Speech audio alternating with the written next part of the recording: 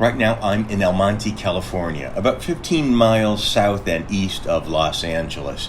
And this is the city where Stephen Parent and his family lived. His mother was originally from Illinois, his father was from Wisconsin, and ultimately the family moved to San Diego and ultimately up to El Monte. And by 1969, they were living in this house at 11214 East Bryant Road. The Parent family consisted of the father, Wilfred, mother, Juanita, a sister, Janet, and two brothers, Greg and Dale, as well as Stephen. Now, Stephen Parent was born on February 12, 1951. He was a recent high school graduate. He stood 6 feet tall, was 175 pounds, and went by the nickname Carrot Top. Now, on Friday morning, the 8th of August, 1969, he asked his mother to have a clean change of clothes for him ready when he came home for lunch from his job at the plumbing supply company. He told her that after work there, he wanted to go directly to his evening job at the stereo shop in Beverly Hills. Parent was described by co-workers as clean-cut, intelligent, and a good worker. The last time Juanita saw her son was that afternoon. He changed into the outfit he would be murdered in: a red, white, and blue plaid shirt, blue jeans, white socks, and black shoes. He waved to his mother and drove off in his father's 1966 white Nash Ambassador, similar to this one, license plate MPK 308. This is Arroyo High School. Stephen Parent was a student here. He graduated from this school in 1969. Now, he had been arrested a few times for petty theft, and he spent time in a youth correctional facility. His sister said that Steve was fascinated by electronics and mechanics. He stole several radios, bringing them home and tearing them apart to understand how they worked. She also said that Stephen dated girls here and there.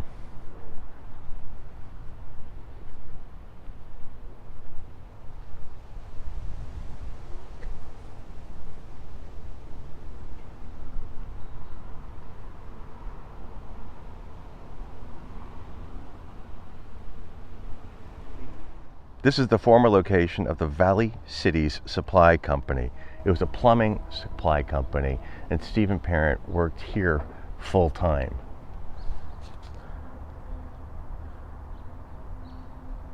He left home at 7:30 a.m. that Friday and came straight here to go to work.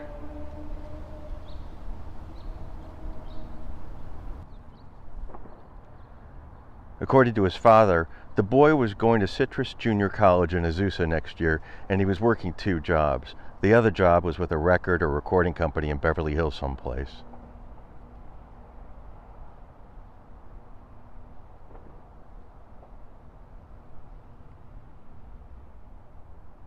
Now, he was a plumber's assistant here. As I understand it, he did do deliveries for this company. And his father worked in construction too, so that would make sense.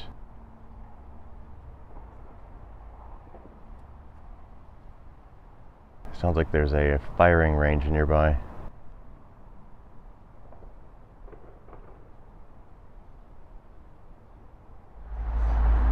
We're at a very, very, very busy intersection in El Monte, and I saw this and I was like, we got to stop here.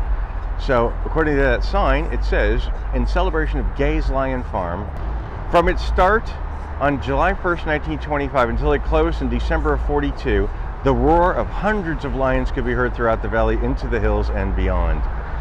So I think this is one of the last remaining statues. Probably these posts came from there too.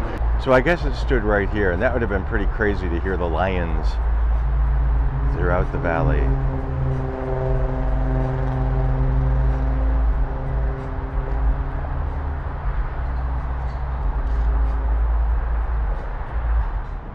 This is an ad from the Jonas Miller stereo shop. There were 2 of them. One was in Covina, West Covina. The other one was here in Beverly Hills. Look at the prices on these things. In 1969, for instance, that Fisher 190 watt super system, $619. I looked it up, $4,200 is what that's worth today. But here's Jonas Miller, 8719 Wilshire Boulevard, and here it is.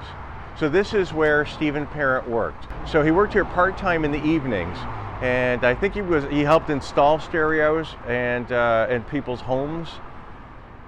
And recently I found this, which is a demonstration album from Jonas Miller Sound. You can see the address, Wilshire Boulevard, right here. And I don't know what this says on it. I don't know what this plays. It's probably a demonstration album of some sort to show how stereo systems will sound. And we're going to go check it out. Now, this shop has been redesigned. I have some photographs which I'm going to insert into the image of the way it looked only a few years ago. Had a cool sort of terrazzo little entryway there, and I'll post those along with it. But this is where Stephen Parent worked part-time in the evenings here in Beverly Hills.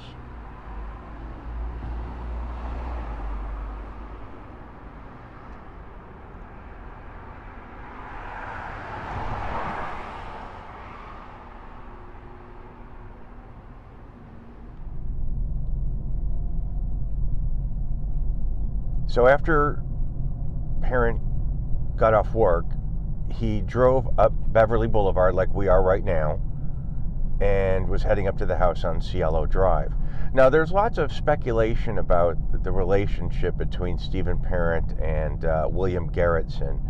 Garrettson was from Ohio. He'd only been here for a few weeks when he was picked up hitchhiking on Santa Monica Boulevard by Rudolph Altobelli. Rudolph Altobelli owned the house on Cielo Drive. Rudolph Altobelli was gay. William Garrettson, well, you know, I don't know. He had sex with guys, that we know. I think he was probably a street hustler at some point.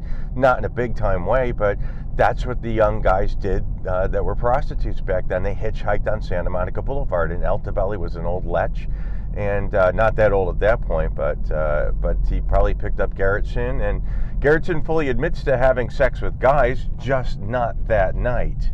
As I understand it, Stephen Parent picked up Garrettson hitchhiking one time and dropped him off to Cielo Drive. So Garrettson said, come on up anytime you want. Now, Stephen Parent had spent time in juvenile detention. One of his parole officers did say that Stephen Parent had homosexual and sadistic tendencies. That is the direct quote from one of his parole officers. Most people say, oh, he liked girls, he dated girls. We know for a fact that he did. But there is always going to be that speculation. Why he would have gone up to that house at 11:30 p.m. on a Friday night unannounced seems sort of booty call-esque to me.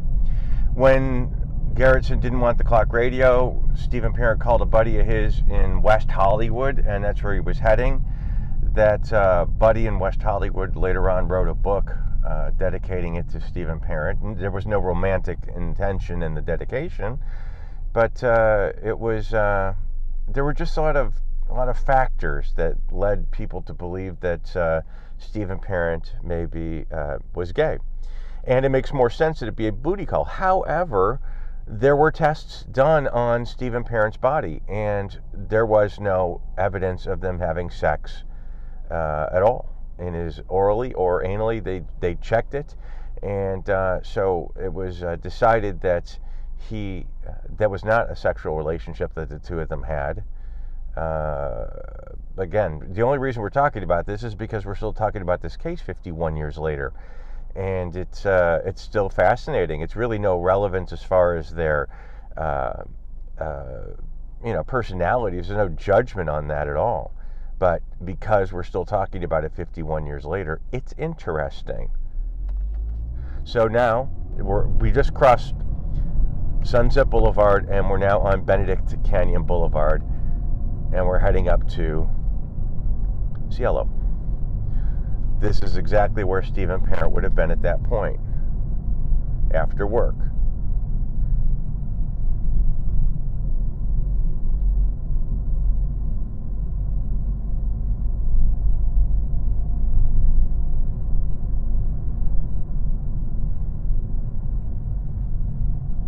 But I doubt that Stephen Parent would have been passing Charo's house, which is over there on the left.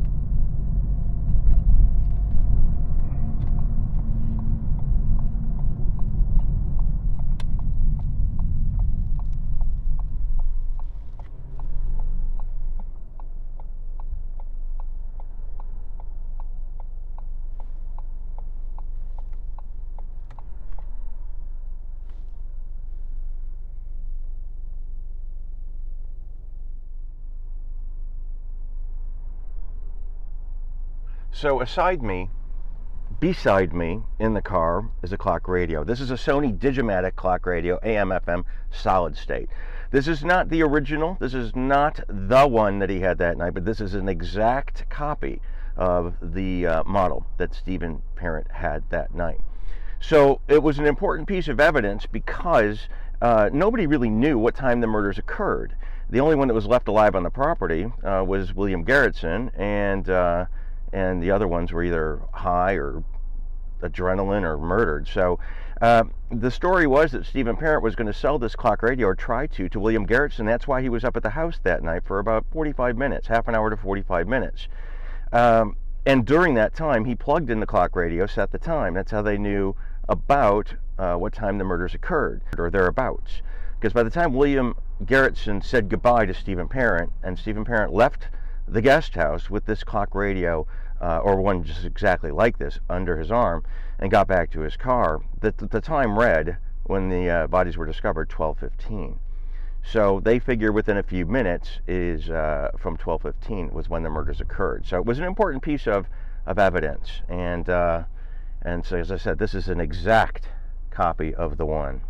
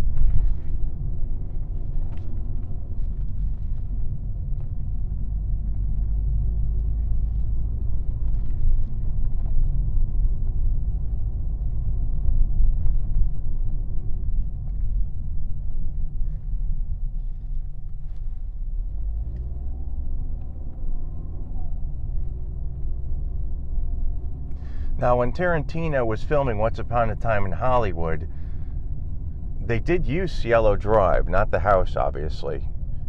And this is Valentino's old stables over here.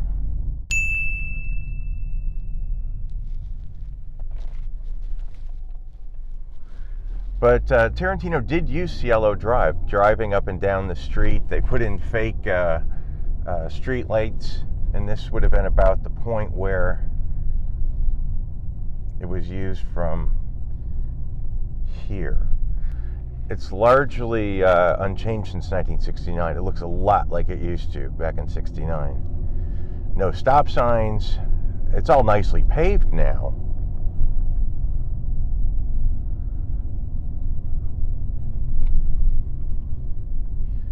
And this is where Cielo Drive continues. The address of the Tate house was 10050. The address was changed to 10066. And that remains the address of the property today, even though the house is long gone. So we are on the exact route that Stephen Parent was on that night. The exact route.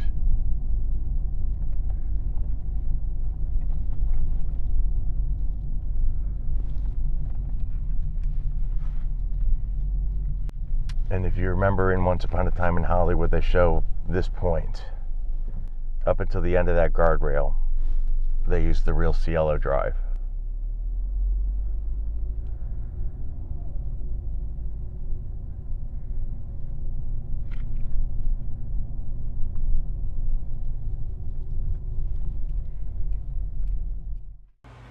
At the end of the road where those brown gates are is the property where the Tate house stood.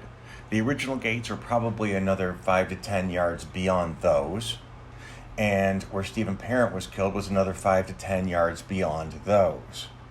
The house was destroyed in 1993. Now, Stephen Parent was either the first or the last of the victims that night. Physical evidence, to me, points to him being the last of the victims, but eyewitness accounts point him to being the first of the victims. The only witnesses were the murderers. So the next morning when Mrs. Chapman discovered the bodies, she ran screaming towards us, and she stopped at that first house on the left. That was the Cott family house, and Mr. and Mrs. Cott heard the gunshots that night, didn't call the police because they figured it was just kids playing around. And honestly, why would they? Because things like that just didn't happen in this neighborhood. So the second house wasn't there. The third one, 10090, that's the Asen family house. Jim Asen opened up the door to a hysterical Mrs. Chapman and called the police. That telephone pole on the right is actually authentic.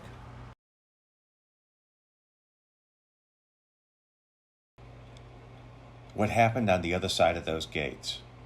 At 12:15 a.m., in the dark, Stephen walks back to the Rambler with a clock radio in his hands. He starts the car and heads towards the gate. Tex Watson hops over the fence at that very moment, holds his hand up and says, "Halt." Tex has a buck knife in one hand and a .22 in the other. Stephen Parent pleads with Watson, "Please don't hurt me. I won't say anything." He raised his arm to protect his face as Tex Watson swung the knife at him, slashing Parent's watch right off of his wrist. The watch landed in the left passenger rear seat. Tex then shot Parent 4 times in rapid succession in the face and chest. The killers agree on this story. The other theory, Stephen Parent was leaving the guest house and while passing the main residence, sees the mayhem occurring inside the house. He locks eyes with Tex Watson. Scared shitless, he runs to his car.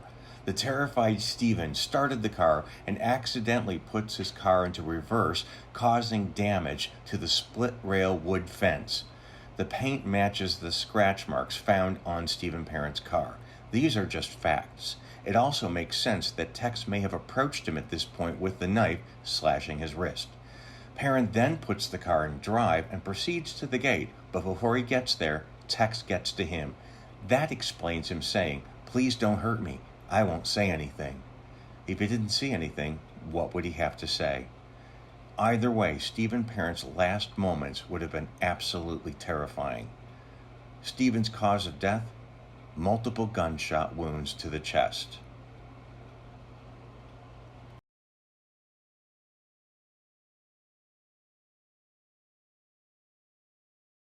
When the clock radio was discovered by law enforcement, the time stated 12:15. At some point, someone had carelessly handled the clock radio and the time moved forward 3 minutes to 12:19.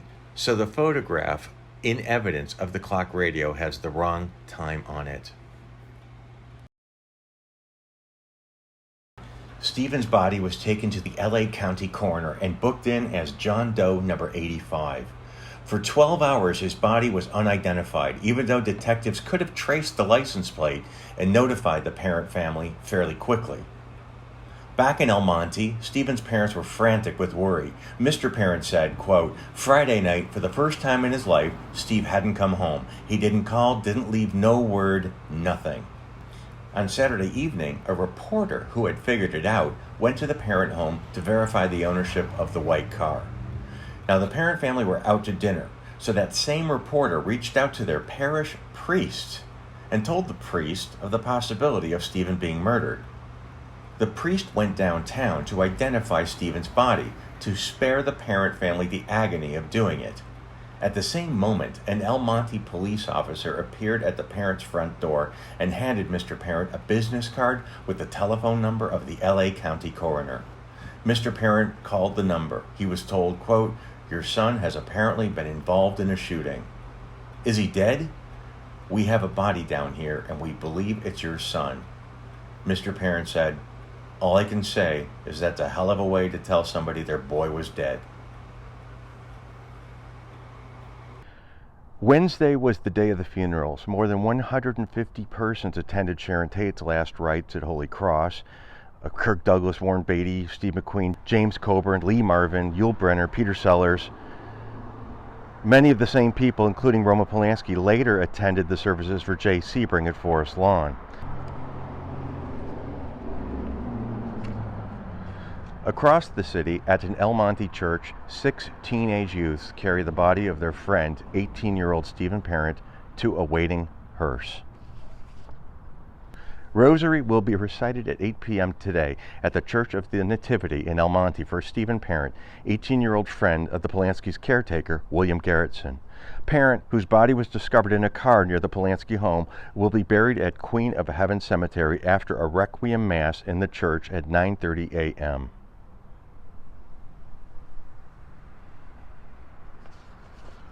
Steve was a credit to his family, to his parish, and to his school, the Reverend Paul L. Peterson told the mourners. Parent's mother, Mrs. Wilfred Parent, wept inconsolably as she followed the casket from the church toward a waiting hearse.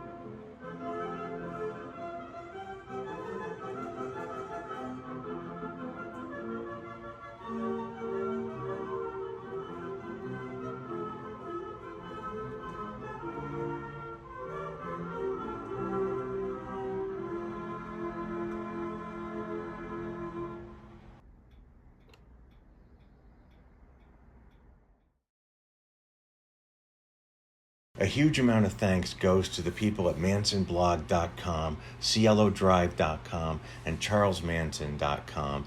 You guys put out amazing research, and I appreciate it. David Oman, thank you for allowing me to use your street. I want to thank the people who support this page, the Patreons. Melissa Webb, you're awesome. Thank you so much. Ben Jeffrey, man, it's good to see you out here. Taryn Alexander, Bob Bailey. Hey, Bob. Bob's been into this for God longer than me. James Harrington, Mary Van Sickle, Janet Matthews, Herbie Malitsky, my buddy James Riker, Lucy Armstrong, Christopher Blaine, Alfred Urbina, Callan Bailey, Nina McCampbell. Thank you guys so much for supporting. The link is below. There's a PayPal link below. It's what I do, and I sure appreciate your support. Thank you all, and until next time, this is Scott with Dearly Departed Tours.